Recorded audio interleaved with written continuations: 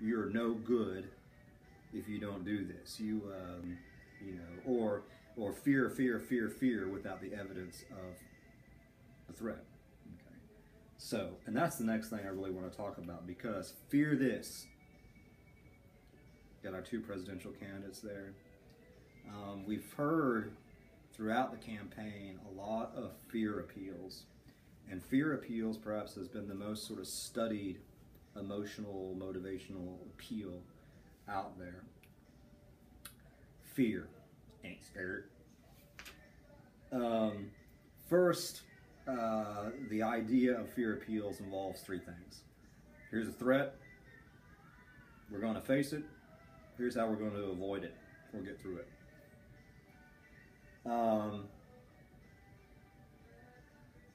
And you got to get through it, to avoid it, you got to listen to me. You got to vote for me. So that's threat. Here's the threat. Blah, blah, blah. People are going to kill us. Here's the specific evidence, and this is what we're going to do. There is, as I said, a lot of research, but the jury is still out. Basically, it says the research on fear appeals is confusing and contradictory. So it's really, really interesting. It sort of works on some people, doesn't work on other people's. It says for nearly all audiences, the impact of fear appeal is likely to be linear and positive. The extent of change that occurs as a result of fear appeal depends on the audience, however. Fear appeals exert a strong influence on low anxiety audience members than on high anxiety audience members.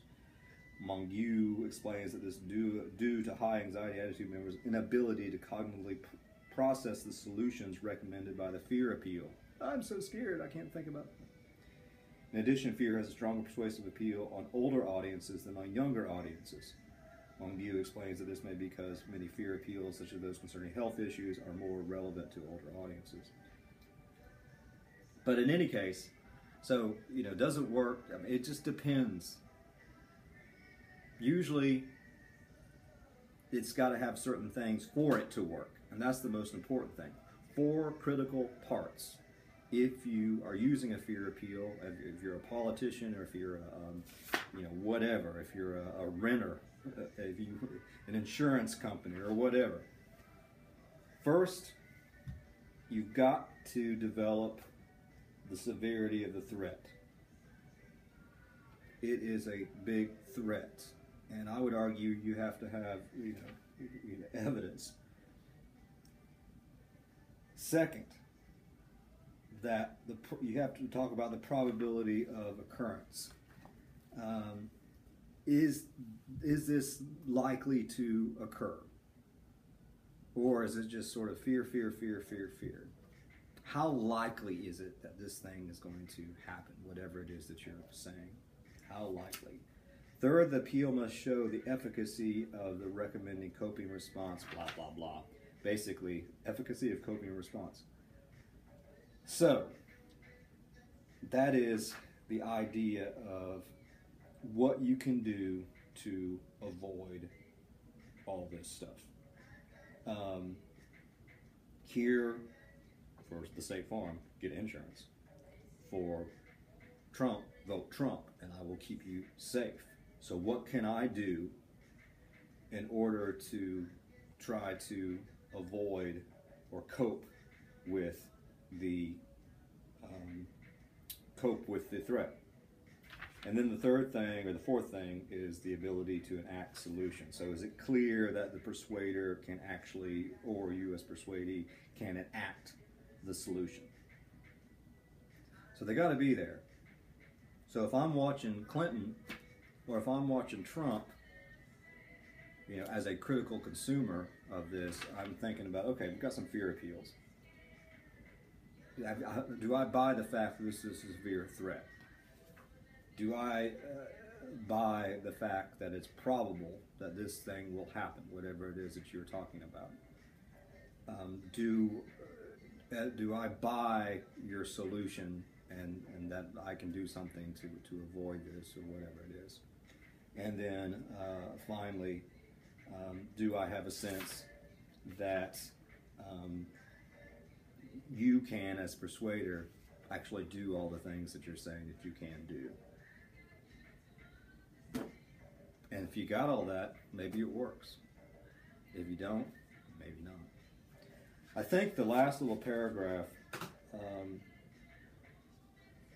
is sort of an important little thing here. It's not specifically about fear, but on the bottom of page 306. Fear is just one of the many emotions studied by researchers. Emotions involve both psychological characteristics and cognitions. We learn to recognize and express emotions based on the interactions we have with others. Emotions are unique, involve sets of behavior, and help us to play social roles. Emotions are also linked to our ideas of self-esteem, and they orient us toward our world in both positive and negative ways. Yeah. Needs. This dude is totally self-actualized. You know who that is? It's Maslow. He had a hierarchy of needs.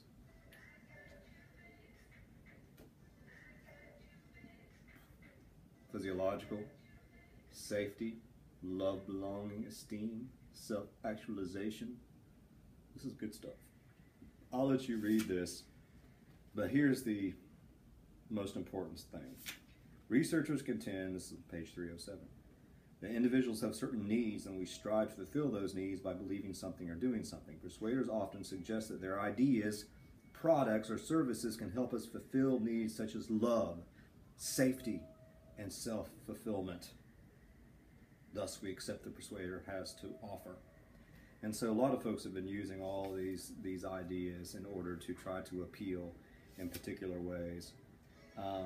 And that's sort of the end of that little section.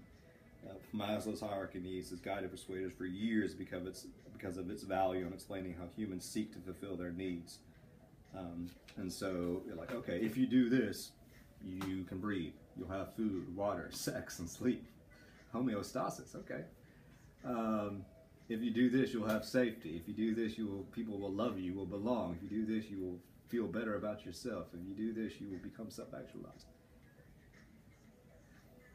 So, it's from 1954. You can take a look at it.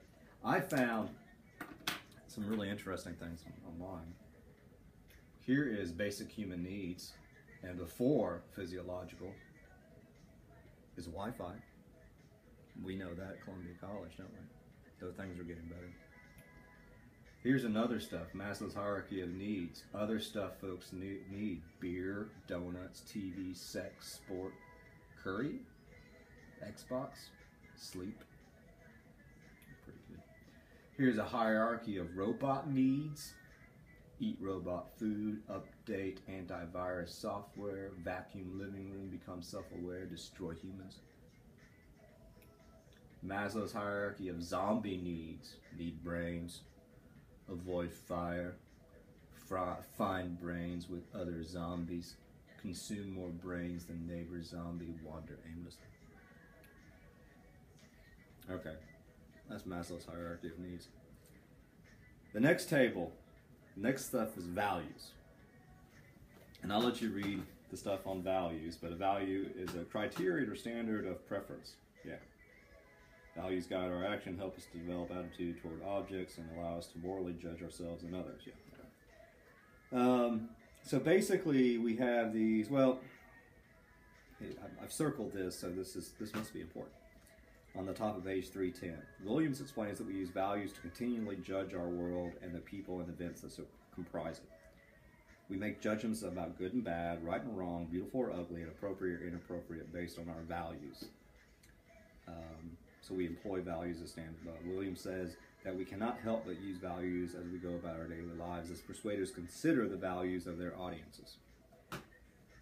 But they're learned and all that type of stuff, so it almost works very similarly, I would argue, to the hierarchy of needs that we try to, our persuasive appeals, we try to motivate the audience by appealing to their values. And the Rokech talks about instrumental values, which guide the means by which we live, and terminal values or goals that we have for life.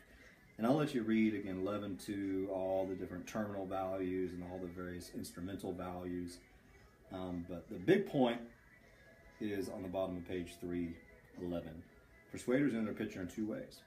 First, persuaders use value appeals to show us that they are like us. We identify with persuaders who appear to share our values.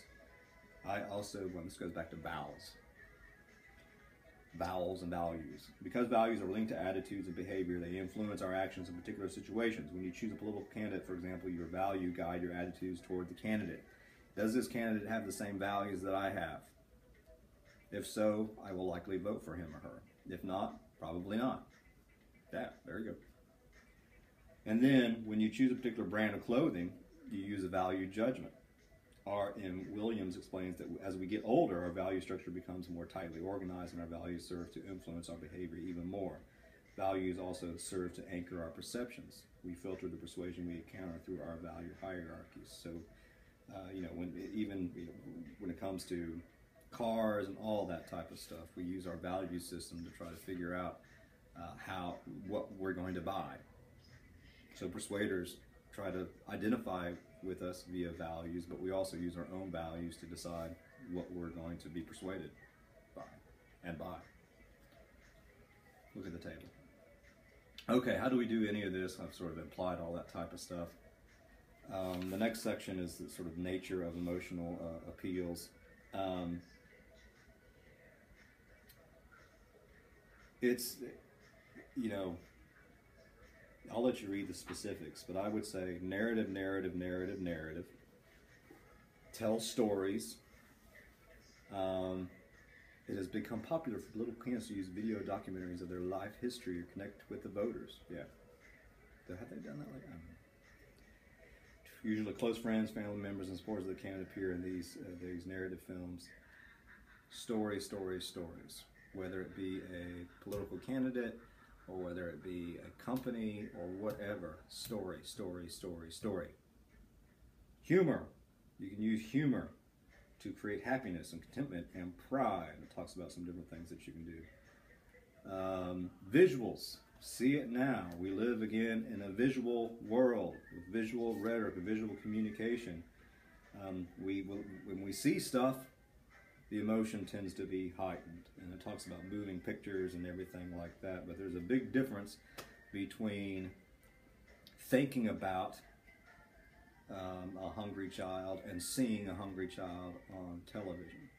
It's different from hearing about a veteran who has been injured, lost a limb or something, and seeing that person on a video or something like that, or in an image. So I'll let you read that, but narrative, humor, visual communication / media is some of the biggest things that they talk about. That's why visual stuff is so important. Interesting last bit on the whole idea of affect. The thing here, again, is sometimes we tend to think that emotions and everything like that are natural. Nothing is really natural. Well, there is nature. There's natural. But when we start being cognizant of things, they almost cease to become natural. Go look at Burke's negative stuff. The idea is that the feelings, affect is sort of feelings. Persuaders today are in the business of creating audience emotions, and media give persuaders a powerful means of shaping society's beliefs about its members' feelings. In this section of it. So feelings are socially constructed. What love means now, what romantic love is now, is not what it used to be.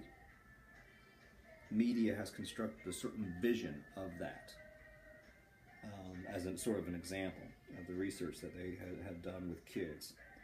So as we become adults, this is the last paragraph, and very good, we continue to develop socially constructed beliefs about emotions, needs, and values. A particular challenge for persuaders today is the overabundance of choices that consumers can make. The constant barrage of new products, services, and ideas provide us with many ways to satisfy our needs, but because those needs are based on the consumptions of goods, they are easily satisfied. Once the need is met, ideas, products, and services have little value. Thus, producers are forced to create new products and services to fulfill new needs and create new needs, which must be created by persuaders. As we continue to consume, our ideas about what we feel, need, and value will continue to change as well. Do I really need this? Will it really make me better if I buy this shirt?